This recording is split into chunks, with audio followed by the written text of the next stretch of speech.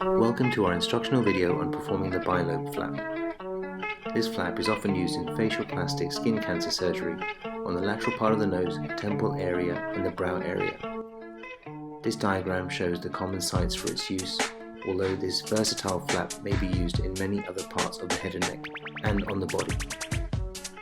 The first part of performing this flap appropriately is flap design. This diagram demonstrates how the flap is planned. First, a circle is drawn around the lesion to be excised, as shown by the red circle here.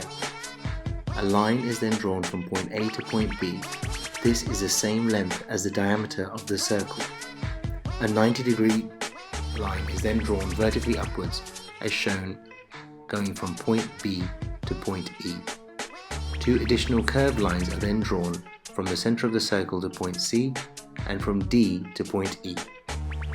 The first lobe to be drawn as a semicircle, the center of this point is at 45 degrees from point B.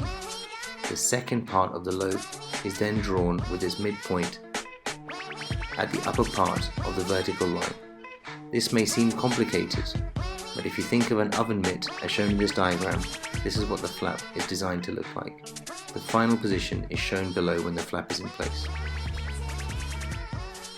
Here we show you how the flap is performed in porcine material.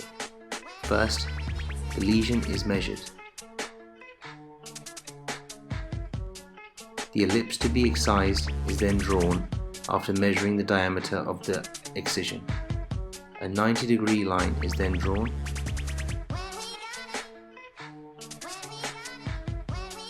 The first part of the lobe is then to be designed, and the center point for this is at 45 degrees. The second part of the lobe is then designed as shown. The lesion can then be excised.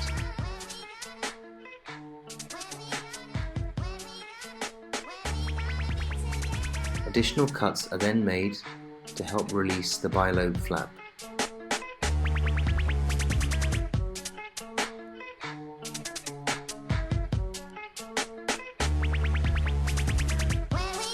It is important to be accurate when measuring this flap. Tissue in the head and neck can be forgiving, and some surgeons use slightly smaller ratios when designing this flap. Be careful at this point to avoid damage to the pedicle of the flap here at the base. Once the flap is raised, the surrounding tissue is widely undermined as shown here.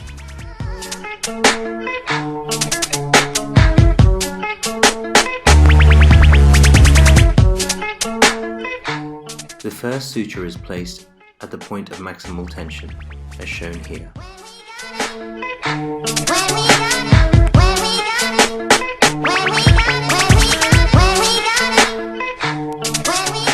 Then, the first corner point is aligned with the junction between the two lobes of the bi-lobe flap.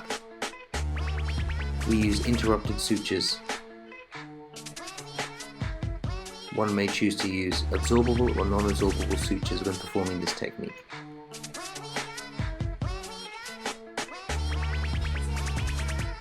Then the circular lobe is aligned with the defect as shown here.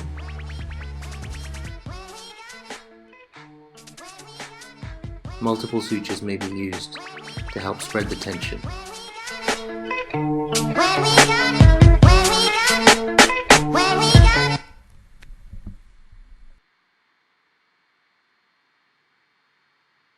Finally, the point on the second lobe of the bi-lobe flap needs to be trimmed to size.